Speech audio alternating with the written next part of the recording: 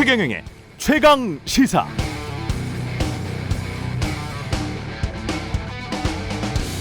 네, 설 연휴 잘 보내고 계시죠? 가족이나 친구들과 모여 있는데도 외롭다, 그렇게 느끼시나요? 그렇다면 가족이나 친구들과 모여 있는 동안 어떻게 시간을 보내는지 돌이켜 생각해 보시기 바랍니다.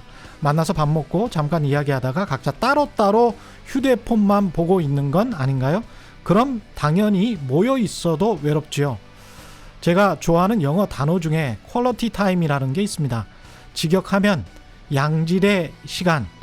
그런데 이걸 제대로 의역하면 가족, 친구 등 소중한 사람들과 특별하고 충만하게 보내는 시간을 의미합니다. 어떤 한 사람 혹은 활동에 집중하거나 헌신하는 시간을 의미하죠. 그렇게 특별하고 충만한 시간을 보냈다면 결코 외로울 일이 없겠죠. 결국 외롭지 않다는 것은 내 가슴 속에 뭔가 채워지는 느낌이 든다는 겁니다. 뭔가 따뜻하게 채워지는 느낌. 우리가 설 연휴에 가족, 친구들을 만나는 것은 이런 가슴 따뜻한 시간을 위해서지 밥 먹고 따로따로 핸드폰 보기 위해서 그런 건 아니죠. 네, 안녕하십니까. 저는 KBS 최경영입니다. 2월 12일 금요일 세상에 이익이 되는 방송 최경영의 최강시사 출발합니다.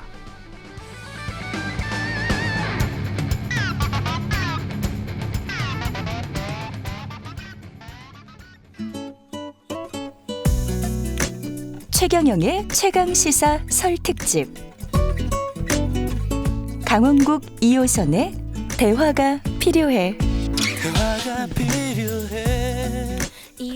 대화가 필요해. 명절하면 하하호호 대화의 꽃 떠올려지죠? 아니면 가서 무슨 말 하지? 아니면 무슨 말 들을까? 이렇게 걱정이 들기도 합니다. 물론 무슨 말 듣고 계신 분들도 있을 것 같은데요. 이게 지금 언택트 명절이라 이게 어떻게 해야 되나, 이번 명절은, 이런 여러 가지 생각을 할 텐데요. 오늘 그런 이야기를 해보겠습니다. 최경영의 최강시사 설 특집, 강원국 2호선의 대화가 필요해. 예, 강원국 대통령의 글쓰기, 강원국의 글쓰기, 또 KBS 1라디오 말 같은 말에 강원국 작가 나와 계시고요. 안녕하십니까? 예, 안녕하세요. 예. 그리고 현대인의 마음을 참 잘 만져주시는 상담 전문가십니다. 예, 이호선 교수님 나와 계십니다. 안녕하세요. 별다른 책이 없어 소개가 짧은, 그러나 강원국 작가님과 함께 하게 된 영광의 강원도 출신 이호선입니다. 아니, 저 제목이 강원국 2호선 이렇게 하면 안 되고요. 2호선 강원국. 예. 예. 그러니까 왜요? 기억리은 순이 아니는 우리 이호선 교수님이 훨씬 지명도도 높으시고, 예. 오늘 또 큰 활약을 보여주실 거기 때문에. 그렇게 말씀하시면 저 매장됩니다. 이게 지금 연장자 순인가요? 기억리은 순인가요? 뭐 연장자 기억리은 순이면 이게 맞고요. 그런데 뭐 우리 강원국 작가님 다음에 강원도의 이호선이니까요. 제가 볼 때는 잘 좋은 것 같습니다. 강원국이 이제 강원도의 그 강원의 국이거든요. 아, 진짜로요? 이제 강원국 처음에 검색하면 강원도에서는 국제 행사만 주로 뜨거든요. 강원 국제 박람회 이런 거 주로 뜹니다. 저는 참 실제 고향은 강원도는 아니시죠? 그건 아니고 지금 전주고요. 근데 뭐 강원도가 낳은 정말 그 대단 인재세요, 이호선 교수님. 제가 볼 때도 그런 것 같습니다. 이번 언택트 명절은 어떻게 보낼 계획이신지 모르겠습니다. 두 분은? 저는 뭐 며느리인데요. 예. 행복한 설입니다. 안 가거든요. 너무 좋습니다. 전혀 안 가시는. TV가 엇갈리나요? 예. 저희 시어머니께서 야, 그래도 이번엔 만나야 되지 않냐 하시길래, 예. 어머니 그럼 함께 만나 코로나로 고통받으시겠어요? 아니면 다음에 만나 행복 2배로 하시겠어요? 그랬더니 저희 어머니께서 말을 말자고 그러셨어요. 아니, 저희는 원래 이제 설하고 추석을 콘도에서 늘 보냈어요. 이제 각 그 3남 1녀인데 네. 각자 이제 음식을 장만해 와서 거기서 이제 뭐 부담이 없고요. 예.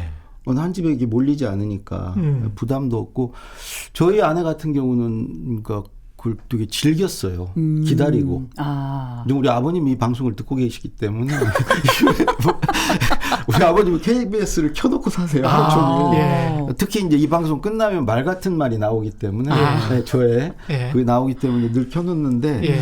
아내는 이번에도 정말 서운해하고 아버님을 꼭 뵈야 되는데 그래서 그 속마음은 잘 모르겠지만 지금 속마음을 말씀을 하시는 건지 그냥 네네. 겉으로 말씀하시는 건지 진짜 속마음이군요. 보통의 경우는 이제 속마음일 예. 수도 있고 이제 예. 지령일 수도 있고요. 정치적인 발언일 아내의 수도 있고. 지령이 아니 예전에는 저는 그 전주에 이제 내려갔거든요. 아버님이 네. 지금은 서울 근교에 와 계신데 전주에 내려가는 길이 뭐 늘 한 10시간 이상 차를 타고 가야 됐죠. 근데 그게 그렇게 기다려지고 설레고 그랬거든요.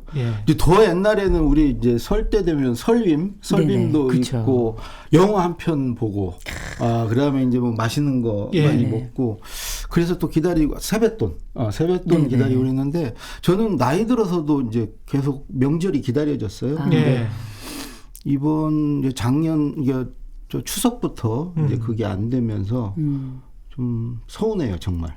점점 근데 코로나19 이전에부터 점점 그렇게 돼가는 것 같습니다. 고향이라는 개념이 점점 멀어지는 것 같은 그런 느낌? 그렇죠. 아무래도 근데 이게 참 저도 명절이 쉽지 않은 며느리 중에 하나인데 그럼에도 불구하고 또 가지 말라 그러니까 또 은근 가고 싶은 게 있어요. 이상하게 하지 말려면 자꾸 하고 싶더라고요. 그건 원래 지금 원래 준비된 멘트가 아니고 제 말을 듣고 뭔가 지금 내가 굉장히 코너로 몰리고 있다고 생각을 제가 볼 때는 건가요? 의심이 많으신 것 같아요. 근데 실제로 저희가 벌써 작년에도 저희는 작년에도 설을 안 했어요. 그리고 작년에 추석도 안 했잖아요. 그리고 이번에 또 다른 설을 맞게 됐잖아요.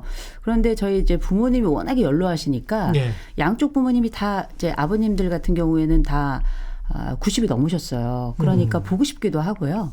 그리고 조금 왜 어른들이 가지고 있는 약간 그 빈 마음이라는 거를 저희가 알고 나이가 들면서 그 자리가 어떤 것인지 가끔씩 들어갔다 나와 보니까 또 가지 말라니까 또 은근히 가고 싶고 그냥 늘 볼 수 있는 사람도 괜히 더 보고 싶고 그런데요. 일단 시댁은 안간히 좋네요. 아니 근데 작년 설은 코로나가 없었는데 작년 설에도 그 저희가 이제 뉴스를 또 듣고 하고 그러잖아요. 그러니까 이게 약간 팬데믹 얘기까지는 그때는 안 나왔었는데 대유행 직전이었습니다. 직전이었어요. 그런데도 그때 약간 설왕설래 말들이 좀 많았고요. 또 저희는 또 아는 분들이 중국에 계신 분들이 계셨는데 굉장히 소식을 좀 가깝게 들었어요. 그래 옳다구나 그러셨구나. 약간 옳다구나 하기도 했고 이제 걱정도 좀 많이 됐죠. 그러면 옳다구나라니요. 걱정이 많이 됐죠. 근데 우리 이번 어머니 같은 사랑합니다. 경우는 명분이 확실치 않습니까? 5인 이상 집합금지 이게 근데 집에서 되게 궁금한 게 집에서 아파트에 모여 있다. 5인 이상. 그럼 그것도 안 됩니까? 그건 되는 거 아닙니까? 5인 이상 가구원 수가 5인 이상인 사람들도 있을 텐데.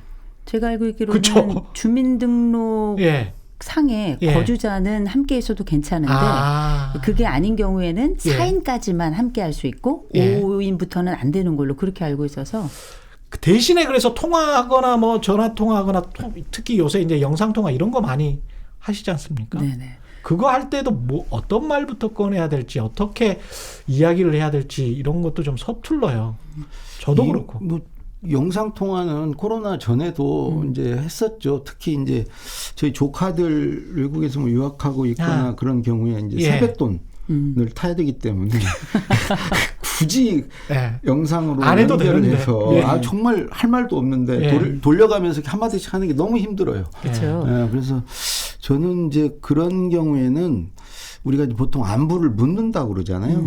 그 묻지 말고 그냥 안부를 전하세요. 자기 안부를. 자꾸 뭐 물으면 할 말도 없고요. 그래서 특히 이제 뭐 우리 이제 모처럼 만나면은 뭐 너는 뭐 취직은 어떻게 됐니? 뭐 어떻게 됐니? 자꾸 묻잖아요. 제발 묻지 않았으면 좋겠어요. 그렇죠. 저도 뭐 동의하고요. 제가 늘 명절 때마다 강조하는 얘기가 있습니다. 이게 영상으로 하든 아니면 실제 얼굴을 보고 이야기하든지 간에 어려운 상황에 있을 때에는 특별히 어떤 결정이나 진로 앞에 서 있는 사람들 앞에는 그 생로병사만 묻고 관혼상제는 묻지 말자. 제가 이야기하거든요. 생로병사만 묻고 관혼상제는 묻지 말자.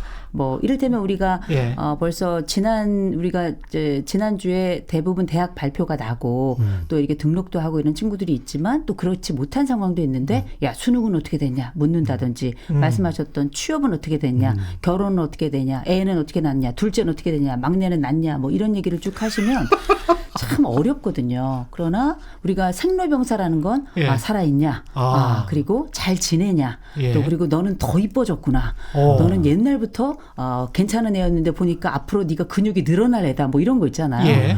예측할 수 있는 그리고 들어도 기분이 좋을 이런 얘기만 하고 짧게 끊는 것도 예의다 이런 생각이 드네요. 아무튼 그 우리가 기쁜 소식을 전할 때에는 사실 그 기쁨이 굉장히 고통스러운 분들도 계시기 때문에 그렇죠. 사실 이런 부분에 대해서 햇빛 그 밑쪽에 있는 그늘도 한 번쯤 늘 생각하면서 예. 이야기를 전해야 되지 않을까. 또 형제가 있으면 큰애가 잘 됐다면 둘째는 늘 속상하거든요. 네. 또 막내가 잘 됐다 하더라도 그렇게 대접받지 못했던 큰아이는 또 속상할 수 있고요. 예. 그래서 실제 우리가 어떤 소식을 전할 때는 중립적이기가 어려워서 그럴 바에는 아예 누구에게나 문제되지 않는 보편적인 이야기를 전달하면 어떨까. 인류의 뭐 이런 건가요? 인권 그렇죠. 뭐 이런 거? 그렇죠. 뭐 이제 22세기에 대한민국의 미래 뭐 이런 거 환경 문제 괜찮죠. 이런 거.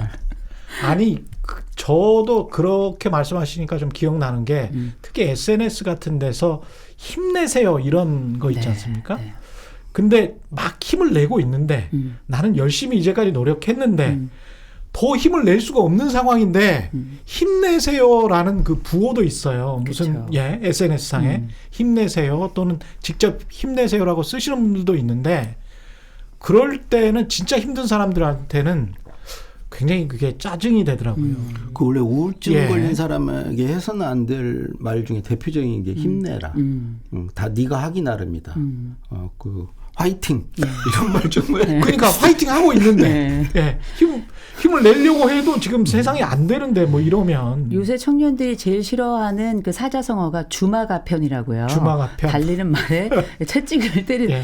이거 참 말도 안 되는 그 무슨 의미인지는 알겠지만 언제까지 내가 채찍을 맞아야 되냐. 그렇죠. 말 입장에서는 생각을 하지 않는 예. 그 달리는 사람 입장에서 생각하지 말 입장에서 생각하지 않는 건데 막상 우리가 살아가면서 참 우리도 어려운 경험들을 다들 하면서 성장했다 하지만 요즘처럼 어려운 경우는 흔치 않았던 것 같고요. 무엇보다 항상 고통은 당사자에게 백이잖아요. 아무리 주변에서 야, 나 때는 말이야 뭐 그건 별거 아니야 살다 보면 별일 다 있어 하지만 고통은 당사자에게 늘 100개 수준으로 다가가기 때문에 참 이런 것들에 대한 배려가 조심스럽고 또 힘내라는 말보다 그냥 우리 기프티콘 같은 거 많이 있잖아요. 그런 네. 거나 하나 보내주는 굳이 선물. 말로. 네, 그럼요. 그러네. 예. 결국은 돈. 예. 입은 기승전 닫고 선물 뭐 이런 거 좋을 것 같습니다. 지갑은 열고. 네. 예. 그게 가장 현명하군요. 세뱃돈 두둑히 주시면 돼요. 아유, 그리고 무엇보다 우리 부모님들께도 마찬가지로 뭐 건강하세요 이런 거보다 선입금 후 발언 이런 거 좋을 것 같습니다. 선입금 후 발언. 좋네요. SNS에서 불특정 물론 뭐 셀럽이 다들은 아니지만 그럼에도 불구하고 여러 사람들한테 어떤 축하의 메시지, 설 잘 지내시라 이런 메시지를 보낼 때도 천편일률적이어서 뭔가 고민을 하게 되는데 제발 그것 좀 하지 마세요. 그 정말 수치인 불명한 그 아예 하지 말아라. 불특정 다수를 대상으로 하는 아예 하지 말아라. 정말 오염 공해예요. 무미건조한. 요즘에는 재난 무슨 문자도 많이 들어오고 그러는데 띵동 거기다 띵동 대고, 막. 그냥 나한테 보낸 게 아니에요. 그냥 그렇죠. 모두한테 보내는 무슨 뭐 새해 복 많이 받아라 뭐하라 이런 것은 정말 짜증이 나요. 그 왜 요새는 보면은 왜 여러 문구들이 적혀 있는 무슨 그림 같은 거를 일괄 보낼 때가 있잖아요. 네. 이제 이렇게 보면 어떤 경우가 있었냐면 저랑 저희 아는 그 친구들이 모여가지고 그때 한 4명 정도 같이 있었던 것 같아요. 같이 이렇게 있었는데 저희한테 동시다발적으로 3명에게 같은 그 그림 새해 복 많이 받고 뭐 건강이라는 문구와 더불어서 나온 그 그림이 온 거예요. 똑같아요? 똑같은 거를. 그 아는 애가 일괄 그냥 보낸 거예요. 그래서 저희가 그때 협의했잖아요. 얘는 만나지 말자. 물론 이제 그 받았을 때 내가 적어도 이 사람 어떤 관심권 안에 들었다는 건 이제 뭐 생각이 들기도 하지만 저는 효과는 없는 거. 차라리 요즘에는 이제 모든 걸 뭐 무슨 단체 무슨 메일이나 그런 걸로 많이 하는데 네네. 예전에 우리 했던 우리 옛날에 연하장 손으로 쓰고 손으로 쓰는 크리스마스 카드도 이렇게 골라가지고 쓰고 그려서 그런 거 그랬죠. 있잖아요. 그 한두 줄이더라도 그런 거 보내면 요즘 오히려 감동이죠. 저는 사실 오늘 하나 우리 강 작가님 오셨으니까 꼭 여쭤보고 싶은 게 있었어요. 사실 엄청난 글들을 쓰셨고 대통령의 글쓰기 정말 전 국민이 알고 이제 세계적으로도 알려진 책인데 뭐 회장님의 글쓰기도 있고요. 근데 사실 제가 검색을 궁금한 많이 건 해보고 오셨나요? 전 책을 다 가지고 있어요. 근데 정말 저는 이렇게 표현을 드리고 싶은데 글쓰기의 대통령이다. 이렇게 말씀을 드리고 싶거든요. 이번에 그러면 우리가 좀 괜찮게 쓸 만한 이 마음의 문을 두드릴 만한 이런 노크를 할 만한 그런 어떤 문구 같은 거 하나 좀 알려주시면 어떨까 싶은데 그냥 제가 즉석에서 좀 한번 받아주고 보려고 이번에 좀 써보려고. 근데 뭐 요즘에 워낙 어렵고 어찌 보면 이제 국가적인 위기 상황이고 개인적으로도 그런데 저는 뭐 제 얘기는 아니고 제가 모셨던 김대중 노무현 대통령은 딱 항상 이럴 때 늘 하셨던 말씀이 있어요. 그러니까 위기는 반드시 끝이 온다. 근데 그 끝이 왔을 때 그 위기가 오기 그 기간 지내는 걸 허송세월 하지 마라. 후회한다. 반드시 오는데 터널에 반드시 끝이 있다. 그 기간을 어떻게든 그 전화 위복의 기회로 어떻게 만들까를 생각해라. 그래서 저도 이제 요즘에 코로나로 강의도 다 끊기고 뭐 여러 가지 이제 가족이 셋인데 셋이 다 집에서 놀아요. 아들도 이제 90년생이고 이제 그런데 취직이 안 되고 그다음에 이제 그래서 셋이 다 노는데 90년생이면 취직이 30이 넘었죠. 너무 어렵죠. 어쨌든 뭐 이것도 이제 다 잠깐이라고 생각하고 열심히 이제 그 강의 없는 대신에 그 책도 쓰고요. 이제 그렇게 보내고 있습니다. 아니 안부가 궁금한 게 아니고요. 어떤 말을 다른 사람들에게 써서 보내면 좋을까를 여쭤봤어요. 근데 말씀만 들어도 이렇게 해야 되겠구나 생각은 확실히 드네요. 마무리는 잘 하시네. 네. 잠시 노래 한 곡 듣고 와서 이야기 더 나눠보겠습니다. 더 자두의 대화가 필요해.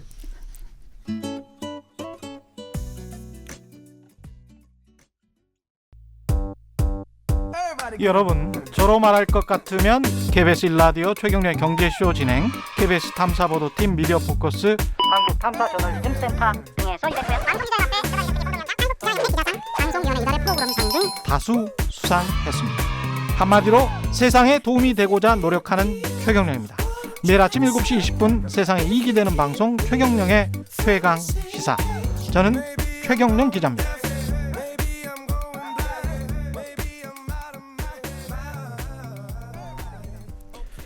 최경영의 최강시사 설 특집 강홍국 2호선의 대화가 필요해 듣고 계십니다. 대통령의 글쓰기, 강홍국의 글쓰기, 또 KBS 1라디오 말 같은 말에 강홍국 작가 나와 계시고요. 현대인의 마음을 참 잘 만져주시는 상담 전문가 2호선 교수 나와 계십니다. 계속 이어가 보겠습니다. 아무래도 명절 이야기하면 또 세대 갈등 이야기를 안 할 수가 없는데요. 이 언론사도 그렇고 제가 방송기자연합회 저널리즘 특위를 하면서 다른 언론사에 있는 제 또래 사람들을 많이 만났었거든요. 근데 그분들한테도 듣는 게 모든 언론사의 공통적인 지금 가장 큰 골칫거리는 세대 갈등. 대기업에 계시는 상무님, 전무님들한테 듣는 말씀도 세대 갈등. 어떻게 해야 될지 모르겠다. 내 대리님과 내 부하 직원을 어떻게 해야 될지 모르겠다. 똑같더라고요. 그러니까 이제 그 명절 때는 다른 세대들이 같이 모이잖아요. 그렇죠. 우리 부모 세대, 우리 세대, 그다음에 자식 세대. 근데 요 세 세대가 어찌 보면 다른 나라 막 수백 년의 경험을 압축해서 경험한 세대예요. 그리고 너무 달라요. 우리 부모 세대와 우리와 자식 세대가. 그러니까 어찌 보면 갈등이 있을 수밖에 없죠. 갈등은 주로 이제 서로 다른 거에서 오잖아요. 그래서 뭐 저도 이제 방법은 이제 모르겠지만 갈등은 불가피하다. 피할 수 없다. 일단 그런 생각이 드네요. 불가피하다. 저도 그거는 불가피하다고 보고요. 저는 갈등이 일종의 진보를 위한 하나의 뜸들이기 과정이다. 정도로 저는 보기 때문에 자식 세대가 부모 세대들에 대해서 가끔씩 너무 이게 낡았다라고 얘기하지 않으면 인류는 어떻게 진보할 것인가. 전 그래서 세대 갈등을 저는 굉장히 긍정적으로 봐요. 네. 다만 최근에 드러나는 양상들 중에는 이게 세대 갈등이 아니라 무례함이다라고 생각이 드는 여러 사회적 사건들이 벌어지니까 예. 이를테면 뭐 전철에서 중고등 아이들이 그 노인들의 목을 이렇게 그 우리가 이렇게 하는 것처럼 예, 이렇게 하는 굉장히 놀라운 사건이 벌어져서 결국 이거는 어쩌면 그 중간에 끼어 있는 세대들이 예. 보여주었던 그 부모 세대들, 노년 세대들에 대한 하나의 부정적인 정서가 잘 걸러지지 않은 상태로 그냥 해석 없이 전달됐기 때문에 생겨난 현상이다 생각하고 이런 차원에서 그 세대 갈등이 나타나는 건 갈등이라기보기보다 이런 폭력적인 상황이 나타나는 건 참 안 좋은 일이라고 생각은 합니다만 예. 큰 의미에서 세대 갈등이 서로 의견이 다르고 이 다른 의견에 대해서 서로 조율점을 찾기가 좀 어렵다는 거는 저는 역사적으로 늘 있어왔던 일이고요. 예. 또 이번 세대에 특별히 요즘은 우리가 완전히 도구가 다른 세대잖아요. 예. 20세기 인간과 21세기 인간이 서로 분리가 되어서 다른 매체를 사용하기 때문에 당연히 뇌도 다르고 문화적 시냅스도 좀 다르다고 봐요. 예. 그렇다면 이런 갈등은 뭐 불가피한 것이다. 우리 강 작가님 말씀대로 불가피한 것이고 다만 이런 불가피한 그 갈등 사이에 우리는 어떤 새로운 진보를 꿈꿀까. 그리고 이런 세대의 격차를 건강하게 양립할 수 있도록 하는 게 차라리 저는 이걸 중화하는 방식보다 더 중요하지 않겠나 싶어요. 세대 간 이게 갈등이 아니고 이제 세대 간 증오, 혐오로 이제 좀 있어요. 발전하는 게 사실 뭐 이런 말이죠. 틀딱충 이렇게 예. 어른 세대, 노인 세대를 틀딱충이라고 저기는 급식충이라고 또 하잖아요. 네. 어른 세대는 젊은 세대를. 그러니까 이게 보면은 저도 이제 직장 생활을 할 때 보면 우리 윗세대들은 사실은 이렇게 회사 다니고 이런 직장 생활하는 걸 감사하게 여기고 또 예. 이렇게 살았어요. 그렇죠. 근데 예. 우리 세대부터 이제 그게 어디 다니고 그런 게 싫지만 이게 감수하면서 살았는데 우리 다음 세대는 그냥 싫은 건 안 해요. 그러니까. 굳이 싫은 것을 싫은 건 해야 아니에요. 되나 이런. 예. 그러니까 생각들이 굉장히 다른 거죠. 그렇죠. 예, 그래서 이런 생각들을 어떻게 좁히고 이렇게 할 것인가, 서로를 이해할 수 있을까 이 고민이 있죠. 근데 저는 좀 걱정되는 게 이 세대 갈등의 근원에 또 언론도 좀 있다고 보는 게 세대 갈등을 좀 격화시키는 측면도 있더라고요. 특히 이제 빈부격차가 심해지는 시기, 전 세계적으로 그런 상황이 지난 한 20, 30년간 계속됐는데 그런 상황에서 그 세대별 격차도 심해졌지 않습니까? 그렇죠. 그래서 부모 세대보다 가난한 세대가 최초로 등장하는 시기가 도래를 하니까 이 자식 세대, 청년 세대, 미래 세대 뭐라고 부르든 간에 이 친구들은 뭔가 뺏긴 것 같다는 상대적 박탈감이 있는 거예요. 그래서 내가 뺏겼는데 누가 내 걸 가져갔지라고 보니까 삼촌이나 부모님 같은 거야. 근데 삼촌이나 부모님한테는 뭐라고 못하니까 밖에 있는 삼촌이나 부모님 세대에게 야멸차게 구는 거죠. 그런 느낌이 좀 들거든요. 그 밀레니얼 세대라고 하잖아요. 예. 그 어느 정도 그런 부분이 있죠. 그러니까 우리 세대가 너무 오랫동안 장기 집권하고 있어요. 오랫동안 그 세대 교체를 않고 있죠. 모든 예. 분야에서 정치나 경제, 사회적으로 60년대생 있죠. 그렇죠. 예. 60년 전 저는 세대. 아닙니다, 청취자 여러분. 네? 예, 저는 아닙니다. 우리 또 거기서 빠져. 그러니까 50년대 후반부터 저는 겨우 58년 베이비붐부터 네네. 세대부터 네네. 저가 62년생인데 예. 저하고 이제 몇 년 후까지 65년 이 사람들이 뭐 그러니까 80년대 초반부터 이제 그 어른 세대, 부모 세대가 그 일으켜 놓은 어떤 절대 빈곤으로부터 탈출, 어떤 경제 기적 이런 패러다임에서 벗어나서 새로운 민주화를 이루면서 그것의 주역으로서 등장해서 그거를 지금 80년대 초반부터 지금까지 누리고 있는 것이거든요.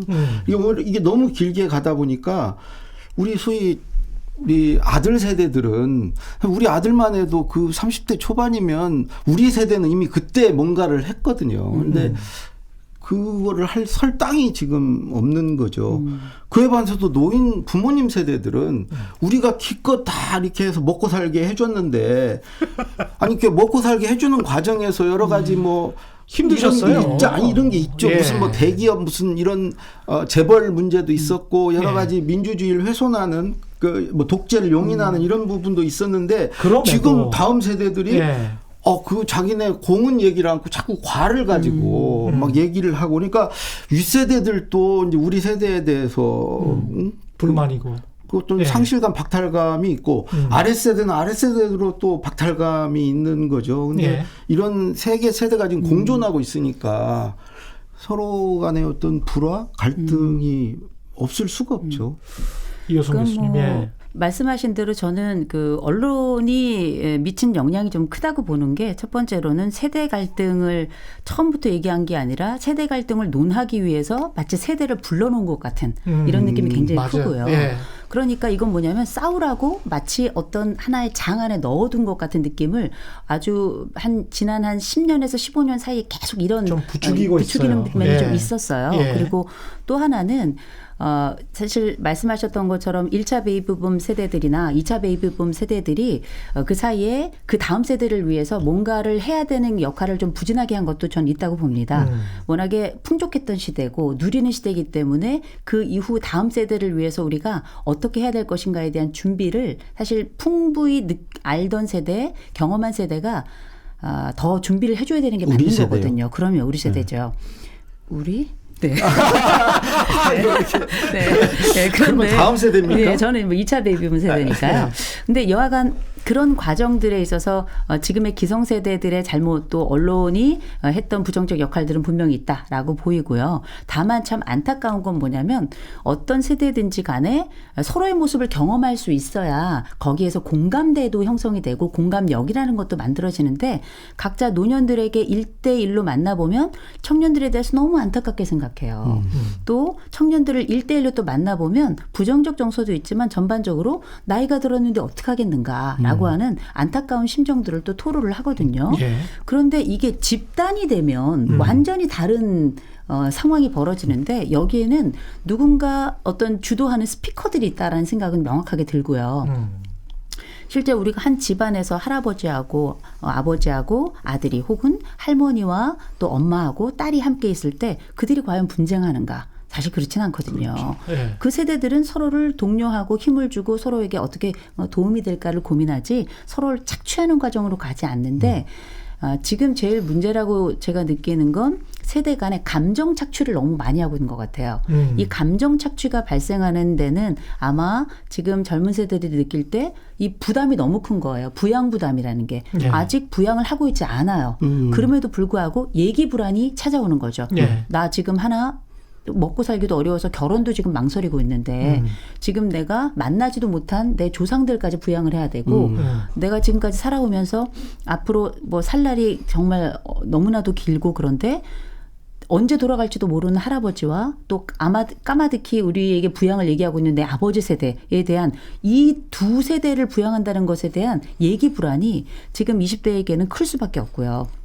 20대는 20대의 그 고통과 불안을 더 윗세대에 전달하지 못하고 있고요. 예. 윗세대는 현실적으로 겪는 이 고통에 대해서 아랫세대들에게 충분히 설명할 기회를 갖지 못한 것 같아요. 서로 화가 나 있지 서로 얘기는 안 한 것 같아요. 그야말로 대화가 필요한데 서로에게 아직은 계속 화를 내고 있는 상태라 화가 나 있을 때는 서로의 진심이 전달이 안 되잖아요. 그렇죠. 요런 역할을 언론이 해야 되는데 오히려 이제 약간 다른 방식의 역할을 하고 있기 때문에 이런 부분이 좀 안타깝지 않은가? 그건 역시 기성세대, 흔히 말하는 지금 중년들의 역할도 바로 이 세대들의 중간 다리 역할을 해줘야 되는데 본인들 살기도 좀 어려운 상황이니까 사실 그 역할을 제대로 의무이지나 방기하고 있는 건 아닌가라는 반성도 해봅니다. 교수님 말씀대로 사실 다 이해는 돼요. 그렇죠. 우리 부모님 세대도 충분히 이해가 되고 그렇죠.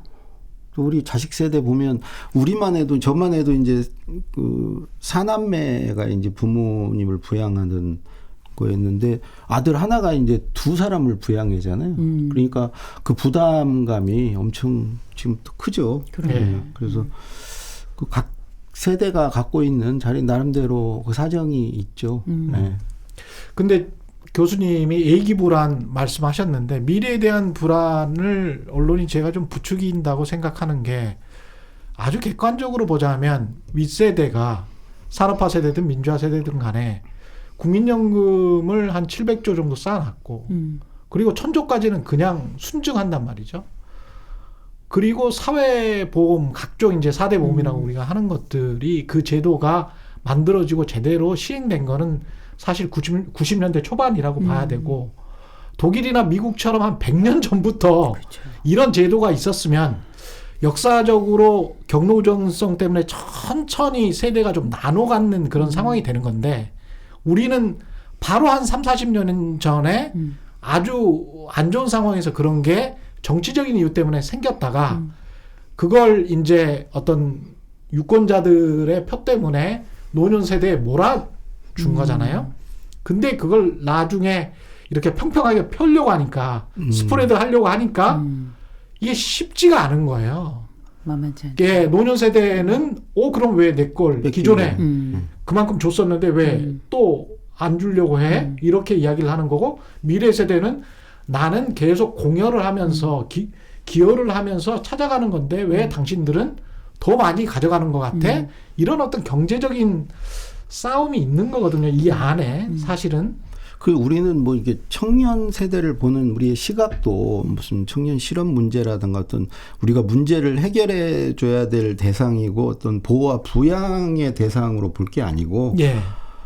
그들도 이제 어엿한 주체로서 인정을 해주고 저는 이제 아들한테 그렇게 합니다. 그럼 그 김대중 대통령 옛날에 문화정책 하면서 지원은 하되 간섭은 하지 않는다. 저는 이걸 청년들에게도 그대로 적용할 수 있다고 생각해요. 지지하되 예. 간섭하지 않는다. 그래서 저는 이제 아들한테 뭐 언제 취업할 거냐, 뭐 어떻게 네가 할 거냐 얘기 않고 믿고 기다려주고 지지해주고 간섭하지 않는 거죠. 그 자꾸 이렇게 뭔가 문제를 풀어줄 문제는 스스로 풀어야죠, 청년들이. 예. 근데 어른들이 너무 꽈나서요. 풀기가 이번 생에 가능할까 싶은 이제 이런 낙담하는 마음이 생기니까 그런 거긴 한데 정말 저는 맞는 말씀이라고 생각하고요. 다만 지금 세대 그러면 지금 우리가 추석 뭐 설 이렇게 명절들이 다가올 때마다 세대에 관한 이야기를 하는데 어른들의 역할은 좀 분명한 것 같아요. 어른들은 이제 나무라는 거 끝났고요.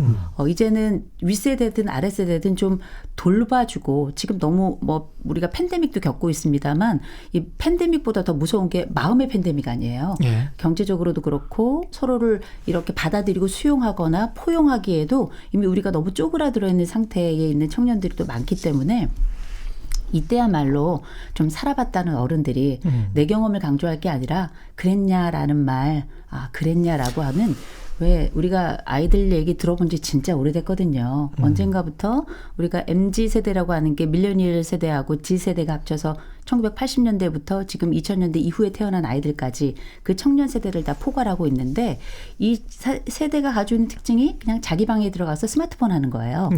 그렇다 보니 애들의 목소리를 들어본 지가 너무 오래고 애들이 보낸 이모티콘만 우리가 만나는 게 지금 우리의 우리 상황이기 아들도 때문에. 집 방에서 밥 언제 먹어요? 카톡으로 해요.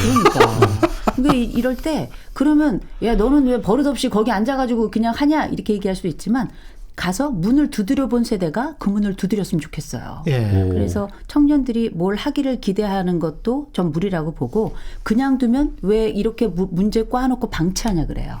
그렇기 때문에 이렇게 마음이 오랫동안 상하고 앞으로 절방을 바라보는 사람들에게 필요한 건 온도밖에 없고요. 그때 디지털의 힘이 오히려 아날로그를 통해서 해소점을 찾게 되지 않을까 싶은 생각이 들어요. 저는 뭐 굳이 가서 문 두드리지 말고요. 그냥 밖으로 나오기를 기다려주고 제가 보기에 우리 다음 그 자식 세대들이 우리보다 훨씬 똑똑해요. 예.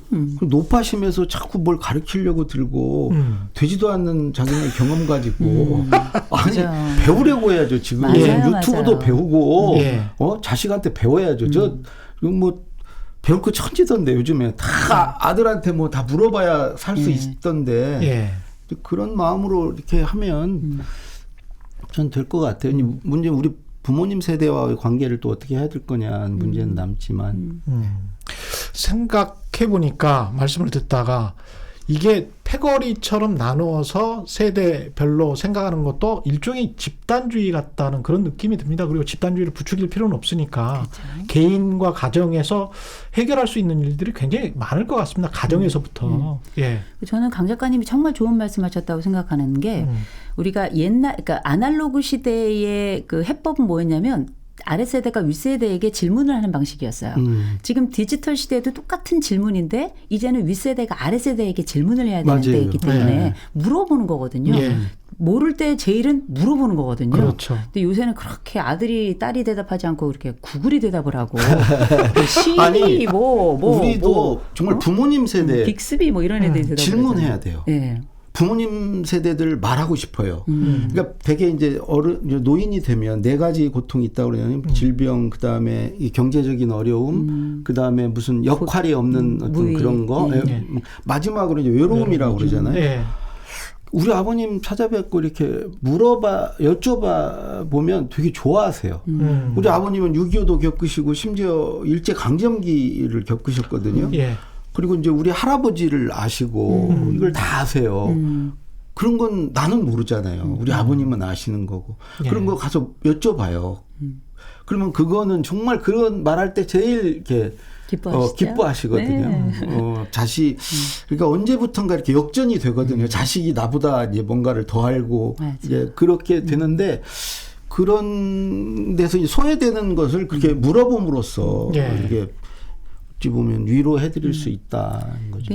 사랑은 낭비라는 말이 맞는 것 같아요. 사랑은 낭비다. 예, 일부러 물어보고 일부러 기념하고 이게 사실 사랑의 행위 중에 가장 대표적인 거잖아요. 예. 이를테면 뭐 뭔가를 축하해 준다든지 뭐 사랑한다고 표현한다든지 선물을 준다든지 이게 다 어떻게 보면 사치고 낭비일 텐데 예. 사치와 낭비가 없는 건 사랑이 아니라고 저는 생각을 하는데 예. 일부러 찾아가서 시간 내서 질문 드리고 알지만 여쭤보고 이런 과정들이 참으로 낭비 같지만 깊은 사랑이고 그게 말 그대로 사람을 어떻게 묶어내는가를 보여주는 하나의 가장 상징적인 말이 아닌가 싶어요. 저도 뭐 같이 모시고 살지는 않지만 2주에 한 번은 꼭 갑니다 요즘. 그래서 여자시네요. 예. 저 아파트 그 문고리에 여기 저 음식 그렇게 안 계시면 이렇게 오더라도 2주에 한 번은 꼭 갑니다.